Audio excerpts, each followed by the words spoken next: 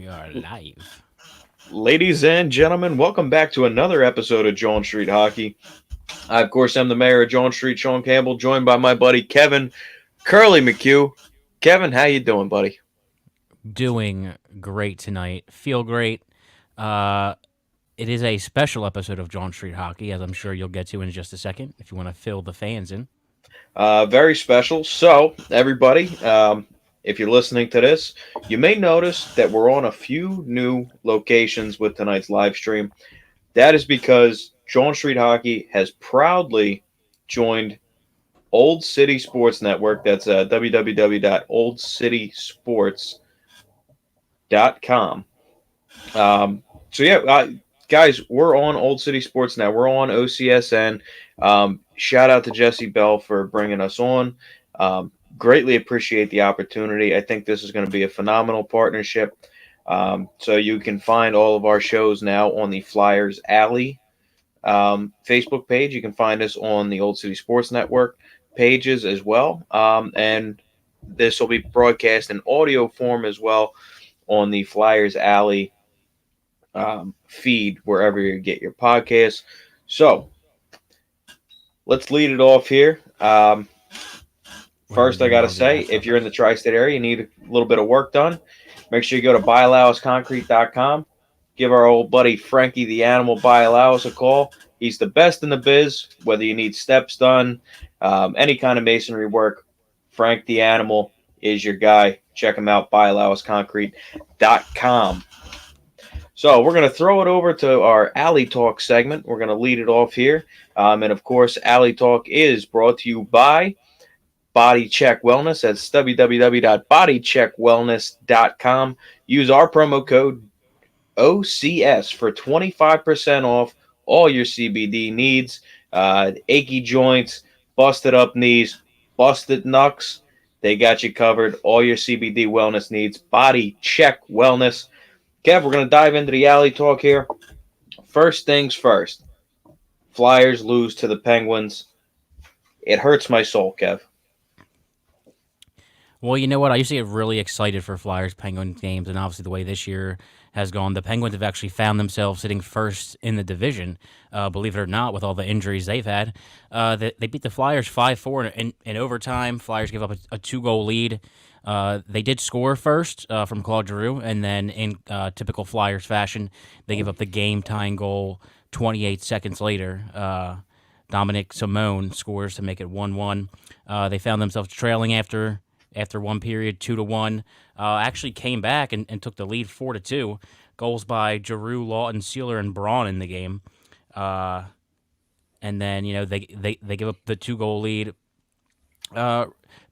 Pretty disappointing. It would have been a nice boost to the team, I think, to get a victory over the Penguins, our hated rivals. Sidney Crosby scored his 500th career goal in tonight's game. Shocker, he gets it against the Flyers. Yeah, absolutely terrible. Just goes to show you. I mean, I can't complain too much because the Flyers have done a half decent job against Crosby throughout his career. It's just a shame that he has to hit that milestone playing the Flyers. Fortunately, it wasn't in the Wells Fargo Center, though. Yeah, I mean, anytime you have a lead in the third period and then you cough it up and then it ends up going to overtime, if you're the team that coughed the lead up, 9 times out of 10, I'm not betting on you to win the game. You know what I mean? It's so hard to recapture that momentum after you cough up the lead. It's almost a guaranteed loss. Well, especially when you're a team like the Flyers, who are in the situation that they're in, dealing with all the injuries. And, a lot of their main NHLers who would be here regardless of injuries kind of held their own for a lot of the game. The bottom six was kind of getting pushed around and hemmed in their own zone a ton, especially the Morgan Frost line. Frost was playing on the fourth line tonight with Ratcliffe and Bunneman. A couple goals were scored with them out there. With that loss, it's their third loss in a row. Seems like we've said that so many times this year already. They're now tied with the Devils for the fifth worst team in the league. And it's just it was a classic Flyers loss tonight. It's the same stuff that we've been seeing all season, especially with the injuries, not being able to get out of the defensive zone, getting hemmed in there for long periods of time. Yeah, and I think you see what one of my biggest pet peeves has been all season, and I've said it 100,000 times already, but I'll continue to say it. Nobody makes quick decisions with the puck. Everybody has to hold the puck for 5 to 10 seconds before they make a move with it, and you just can't do that, particularly against a team that reads and reacts so well. That the Penguins do, and again, it's just a heartbreaker to lose in overtime. Well, it's if you want to, and I know I've said this 1,000 times as well, but if you want to enjoy this season, I think you need to look at it with perspective. Like you obviously want to beat the Penguins, but you know it's another loss towards potentially getting a really good young center. Like I said, we're tied for fifth worst in the league. I know there's the lottery, so you never really know where you're going to end up. But with the deadline coming up and having a good draft pick, I think we're in position to get and fill the hole that we have at center depth, especially within the organization, especially with Morgan Frost struggling still. I know they sent him down right after the All Star break to maybe send him a message. They started him out in the fourth line. He hasn't looked, didn't look very good in this game. But yeah, I think the way it's hard to sit there, especially when there's so many games left, and you know Couturier's out for the rest of the year. Hayes probably won't be back either. If I had to guess, Ryan Ellis probably wouldn't be back either. So I think you have to take silver linings in a season like this, and one of them Oh is I no, I think agree with you on that. we're in It's just position to.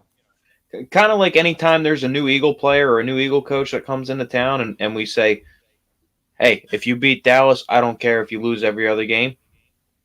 It's the same thing with Flyers guys. It's like, hey, lose to everybody else, I don't care, but beat the Penguins. I mean, we absolutely hate the Penguins. I absolutely hate the Penguins.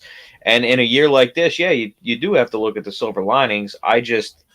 For me, just a couple of wins against the Penguins, lose the rest of them, I don't care.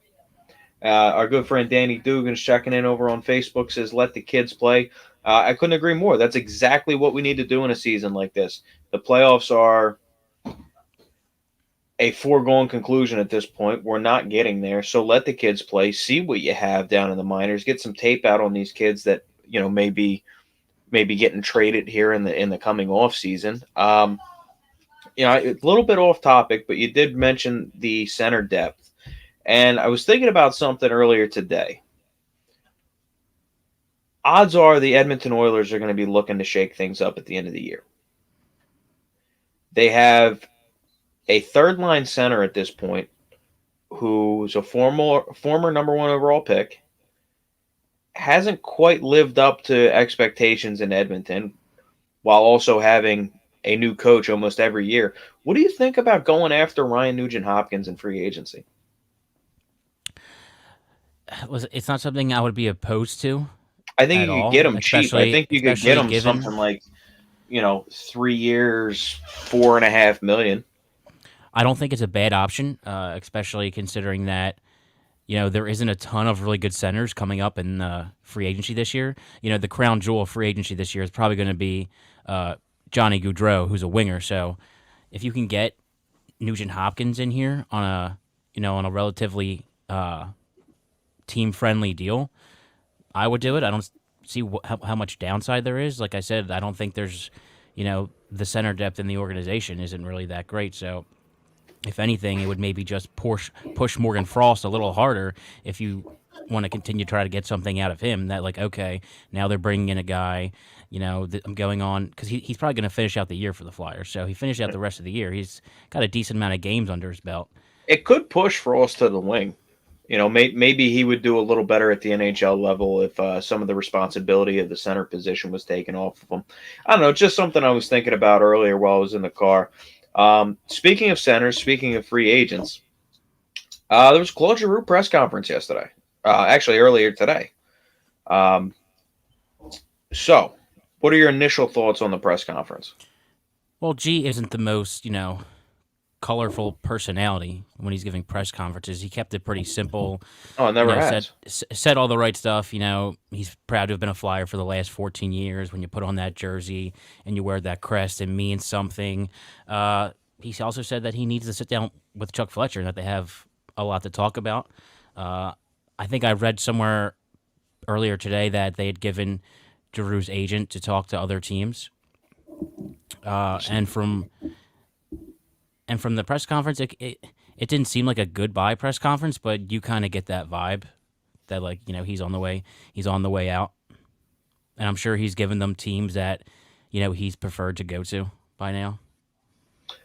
Yeah, and you start thinking about possible destinations for Giroux, and I know we've talked about this before, but my short list is really Colorado, the Wild, and I was talking to the Admiral earlier today. He mentioned possibly St. Louis, and I hadn't really thought about that. But you think about the connection there with Craig Berube, somebody who is well respected by everybody that he's ever played for. It's a team that's had some success over recent years. And I think if the money isn't there for the Wild or for Colorado, I think that's a possible landing spot for them. I think the big thing comes down to how much salary the Flyers are willing to retain on this move here. Well, especially if they move into Colorado, they're going to have to retain maybe half his salary. But the other question is Colorado? Alex Newhook. I know we've talked about him. He's a young center. He's played about 30 games for Colorado this year. He's a young center that you could bring in here and could potentially make the lineup, full time next year. And then if, like I said, if Colorado's not really willing to move on from him, or if they're not able to make the money work, Minnesota is a really good option. Mark Rossi is another young center from Minnesota who I think would be a good option that you can bring in for maybe deal him for a second, and Rossi, or even St. Louis. Rob Thomas is a really good young center from St. Louis who's a good prospect there. So I think there are. They have not wanted to move off of Rob Thomas, though. I know that they've received plenty of calls on him, and everything that I've heard is that they do not want to move on from Thomas. Yeah, it's a pretty similar situation to Colorado, right? They really don't want to move on from Newhook, but at the same time, the See, Flyers I think probably have to play Colorado would be hardball a more little bit. willing. I think Colorado would be more willing, though, don't you? I mean, it's pretty Yes, much cup or bust at this point with them. yes, that I agree with. They could be more willing because they are in more of like we can really go win this thing this year. Minnesota, may still be a little bit of ways. And then, like you said, with St. Louis, he has that Craig Berube connection. So I Plus, think Shen's still playing over there. you still have Shen. He could play with Tarasenko. So there is some chemistry there. I think If they're still able to get with Tarasenko Shen. would be a great fit with Claude Giroux. That's the goal scorer that G's been looking for his entire career. Well, yeah. Well, we were excited, preseason when there were rumors flying about, possibly bringing Tarasenko here. Yeah, those rumors started to heat up too when the Flyers were doing well early on in the season too. They started to heat back up again. Um, Obviously, we're out of it now, and hindsight's 2020. But yeah, I mean, I think that would be a phenomenal pairing. The St. Louis thing's really starting to kind of make sense. You just got to wonder though; they're in that really tough Pacific Division, and is he going to want to go somewhere where, yeah, you're probably going to make the playoffs, but you got a tough road ahead. At least with Colorado, not to say that they have an easy path. I mean, the NHL playoffs are the most entertaining playoffs for a reason, right? They're the hardest playoffs, and they're the playoffs where that nothing's guaranteed, and anything can happen on any given night in the NHL playoffs. But I feel like Colorado would have a slightly easier path to a cup, and at this point, he's chasing rings. Yes, and also Colorado is kind of in the same spot that Tampa was in right before they won their first cup, where they were always going into the playoffs as the one seed and getting upset in the first round by teams like the Blue Jackets. Um, so I think this, I think that Colorado is probably in a very similar situation to them. So, Joe Sakic tends to be a very patient general manager. So I can see this going down to not necessarily the day of the deadline, but pretty close to it. Yeah, I think Sackett's a guy that's gonna try and wait other teams out and really get all of the offers in front of him before he makes a decision. He's very calculated. He's built that team up to where it is, for a reason. Obviously, with a few misses in there, but at this point, again, it's cup or bust for them. And I think, ultimately, whatever move they make, they're going to want to be 100% sure that it puts them closer to winning a cup. And I do think Giroux fits the bill for that as well. Yeah, So, you got anything else on yeah. Alley Talk? I think both teams. If you're talking about the Flyers and Colorado, who seems to be the team most talked about when it comes to trading Drew, both teams could also just be kind of seeing how the market plays out, seeing how some other trade goes down, and letting the market set itself. You've already seen players like Tyler Toffoli just got traded to the Flames from the Canadiens, so people are starting to move, and it's only a matter of time. I think that Toffoli trade is going to be huge for Calgary, Yeah, who now sits at first place in their division, which is crazy. I mean, and you think about it, the only real threat in that division for a little bit here was Edmonton, and they're struggling. They just fired Dave Tippett. yeah. Talk about disappointment, right? Like you sit and you hope and you pray that your franchise ends up with two players like Connor McDavid and Leon Draisaitl. But you know what? In hockey, just because you have those players doesn't mean that you're going to have success. They don't play great defense. Their goaltending has been an issue for years, and you know they're under a lot of pressure right now. They're a very big disappointment this season. Yeah, it's funny that in the off season here, and I kind of wonder if this has something to do with why Dave Tippett was fired. Um, Rather than giving the money to to the goaltender that went to Calgary, they decided instead to opt for Zach Hyman after they missed out on him. And now it's like they're still sitting there with the same old problems. It's goaltending, and when you have Draisaitl and McDavid, who are two guys that want to play so hard in the offensive zone, they're exhorting 80-90% of their effort on the offensive end, and that's why they have to win these games.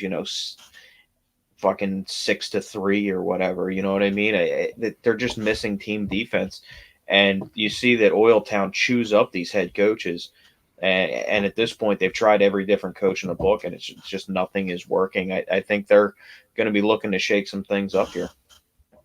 Yeah, and their elite power play is one part of having to score those 6 goals when you have Draisaitl and McDavid out there, and their power play is a big reason for keeping them in games.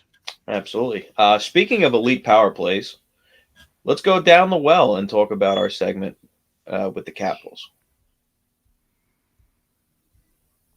And this segment of Down the Well is brought to you by the Iceworks Complex in Aston, PA. You want somewhere to go skating, you want to get some learn to skate programs going, just looking for a good time, head on down to Iceworks in Aston, PA. Make sure you pop on out in March when the Flyers play the Ottawa Senators. I will be there alongside the Admiral Jesse Bell, breaking down the game. Should be a great time. Make sure you pop out if you're in the area, you're not doing anything. So, Thursday, we have the Capitals at home. You mentioned an elite power play. And of course, when you mention power play, the first thing that comes to mind most times is that OV one timer at the top of the circle. I don't think it gets more classic than that. You could change the NHL logo to OV stance at the top of the circle. Legitimately, it's crazy. You think about people that strip to see. You're late. We already talked, Giroux. Well, they'll have no choice once he's gone. Someone will have to get it. Absolutely. I think it's kind of interesting. You kind of wonder who's going to take that C. But yeah, so we're taking down the Capitals, and it's another elite power play. It's a team that's been playing really well this season. Not particularly towards the top, but they are playing Right. well enough. Certainly better than the Flyers. And I'm really just going to be looking at some of the young studs in this game. Hopefully, Isaac Ratcliffe can stay out of the box, something he couldn't do against the Penguins. Yeah, you're looking for Ratcliffe to play his physical style of hockey, especially if he's out there against Tom Wilson. Especially with believe Verstalainen is going to be missing some games coming up here. So that's a big physical presence out of your lineup. Um, I'd like to see something out of Frost. I know he's still young, and I listen. I'm not one of those guys who thinks he's a bust already. I'm obviously willing to wait on him, but he's getting his fair share of time. You'd like to see him start creating something. Now, I don't think putting him on the fourth line does him any favors. So, I mean, I think he's got to get up there at the very least on the third line. They clearly don't want to like trying him up on the wing with Giroux or anybody else like that. So, No, because I don't think they're ready to give up on the idea of him as a center yet. Yeah, no, we're really just kind of looking for for some quality plays out of these young players at this point. I think this is a game where our guy Zach McEwen's really going to shine. I think getting out there playing physical against guys like Tom Wilson and Ovechkin, for as skilled as he is, he's a pretty physical guy as well. I'm really interested to kind of see some of those matchups because this is there's going to be a couple of really physical guys on the ice, and God knows I love my physical hockey. yeah, well, Washington is one of those older, bigger teams. They've always been a little bit more physical than a lot of other teams. I think that's some of the problems that we've run into, especially last year and this year with them. Um, Listen, you'd like to see more kids. See it's like let the kids play, but one of the problems is like the kids that you really want to see play aren't available to come up, like the Forsters and the Wisdoms, and I don't think Zamola's ready yet, and uh, you know Now, see, I beg Tamala to was only differ here there. I two think years Zamula ago. should be getting some NHL minutes right now. I think York should be getting some NHL minutes. Unfortunately, he's injured Yeah, right now. yeah, that is unfortunate because there's no doubt that he would be in the lineup because he was holding his own. I don't He understand why looked like they he was a sent him replace. down, though. I don't understand why they sent him down. Yeah, him and Frost. Well, when they first sent Frost down, they had brought Broussard back for his first game, so Broussard had And then replaced he re injured himself. Frost. Yeah. No, I think the medical staff's going to be under fire on this one. So, anything particular you're looking for out of this game, other than looking at the young guys playing? Something you kind of expect? Any predictions? Um, if I had to make a prediction on on the score of the game, I'd say if I'm being generous, I'd say 3-2 or 4-3. Uh, if the Flyers can capitalize on their power play, which they haven't done much of all year, they could keep themselves in it. Um, I'm really just I'm also looking for Giroux to keep playing well and continue to up his trade value. If he keeps producing points, it can only make his value go up. See, I think his value kind of is what it is at this point. Yeah, well, I feel like the closer he produces to a point per game, maybe you could get a first instead of a second for him. Yeah, see the other thing is though, like in a lot of the trade scenarios, at least that you've laid out, they're bringing back a young prospect. I don't know if a guy You're more likely to get the that you're second gonna if you're also getting the prospects. that's kind of my point. Yeah. I think it's a second or a third rounder if you're getting a quality prospect, especially considering Giroux's a UFA at the end of the year. Yeah, I think it depends on where he goes. A team like Colorado, well, honestly, Colorado doesn't even have a first round pick this year. So if the Flyers were maybe willing to wait till next year, too bad they can't. From Greg Montour, too bad they can't trade Jones and bring Sandstrom up to play more. Now, I think they have been shopping Jones. I think Edmonton is actually a team that's been interested in Jones. I I don't don't know see them why. get. I don't see them getting any more than like a fourth or fifth round pick for him. Honestly, I kind of value him at like a sixth or a seventh rounder. He's played terrible this year. He's been Swiss cheese back there. Started off the year hot, but he's cooled way down since. And I highly doubt that Martin Jones is the answer to the goaltending woes in Edmonton. Yeah, no, definitely not. But we know all too well how goaltending carousels can go. You're constantly bringing guys in, uh, guys like Martin Jones. Like that's just that's the spot where Edmonton finds itself. We've been there for a long time until Carter Hart came along. Honestly, I'd say look for Jones to go to Boston. Are they having goaltender issues over there? Well, Tuukka Rask He came back retired. Yeah, on he a retired, professional right? tryout, and then he retired. I mean, they had two guys going into the year in Allmark and what the hell's the other guy's name? Swayman. Swayman, and obviously they're not sold on Swayman at this point. So you got to think that they're going to be in the market. They're going to be a playoff team. So I think it'd be a low risk move for them. But getting back into the game against the Capitals, I'm looking for it to be a relatively high scoring game. So if you're gambling out there, look for the over to hit. And another bet that I always love whenever the Capitals are on, just bet Ovi to score 9 times out of 10. It's a layup bet. So just I'm really going to be rooting more for my gambling picks in this game. And again, just kind of look for the young studs and see what they're bringing to the table. And again, I'm expecting a pretty physical hockey game. Yeah, at the very least, we deserve that, right? We deserve some fun physical hockey if you're, going to be out there getting pushed around. Absolutely. Um, so I say we should throw it over to a relatively new segment, our Beaut of the Week. Not that there's been much hockey played since, but of course, Beaut of the Week is brought to you by Sterling Pig Brewery. Sterling Pig Brewery, they have a spot out in Media, PA. Delicious food in there, beer, merchandise, whatever you want, they got it out there. The Admiral tells me the Snuffler IPA is one of the best beers that he's ever had. So if you're out there, make sure you try that and all the other fine beverages that they have to offer. Sterling Pig Brewery in Media, PA. Kev, I'll throw it to you. Who do you got for your Beaut of the Week? So wait, am I picking someone who from here, from like a week from now, or over the past week? Past week. Over the past week, I'm gonna go with Scott Lawton. I think Scott Lawton has played really well. He scored a few goals. He scored an unassisted goal last night against the Penguins. The line of him, Konechny, and JVR played really well yesterday. We're really flying up the ice and moving the puck well, keeping the puck in the offensive zone.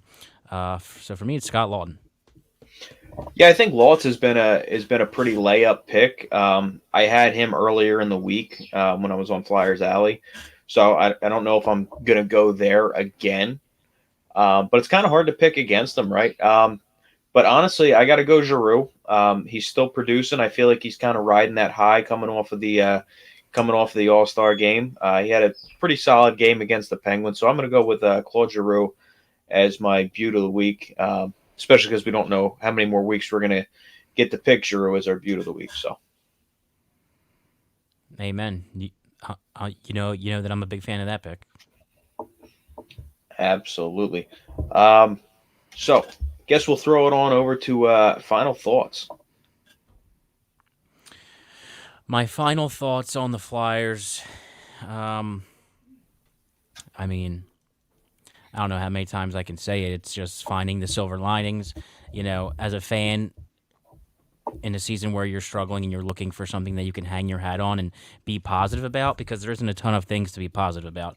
The potential for us to get some nice young players is there at the deadline, at the draft, and through free agency. So the hard retool is possible. It can happen. It's happened before. It's happened with the Flyers before in the 06-07 season. Now, whether or not they're able to go out and actually get the right players, we'll see. And Chuck and Dave Scott will be judged on that. So that's kind of my final thoughts right there. Just, better days are coming because it can't get much worse than this.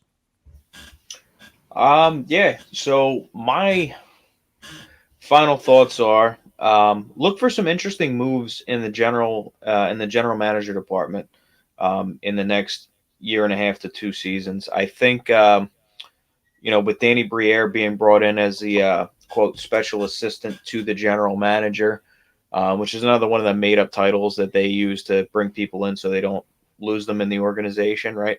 Um, Look for some interesting moves coming forward. I said this the other day as well. I got a weird feeling that Paul Holmgren's getting ready to retire. They just had the obviously the Hall of Fame ceremony earlier this season.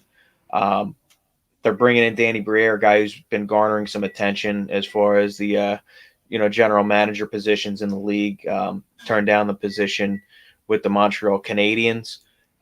So look for maybe in the next year or two for Chuck Fletcher to move up to team president and Danny Briere to general manager. I don't know if we talked about the Briere thing since it happened. How do you feel about him being the assistant GM? I know a lot of people are kind of sour on bringing back former players at the moment. So what are your thoughts on it? So my thoughts on it are that I think he can do some good. I think he's going to do a solid job at identifying talent. Um, so far, he's been touted as one of the hot up and coming general managers. Everything that I've heard is he's very collaborative, the exact opposite of Ron Hextall. I think he's somebody that'll listen to and lean on his scouts, and I think that's something that's been missing in the Flyers front office for a long time now. Yeah, I agree. I don't think it's as much just you know being tired of them bringing back former players. It's bringing back the right former players, and I have a very good feeling and a very good vibe around Briere. Absolutely. So, want to implore everybody, make sure that you follow all of our social medias. That's facebook.com/Jawn Street Hockey. On Twitter, at Jawn ST Hockey. That's at Jawn Street Hockey, Jawn ST Hockey. You can now find us on www.oldcitysports.com. Once again, huge thank you to everybody at Old City Sports Network for having us. Look forward to this partnership moving forward. Be sure to check out all the other wonderful shows over on Old City Sports. We're out.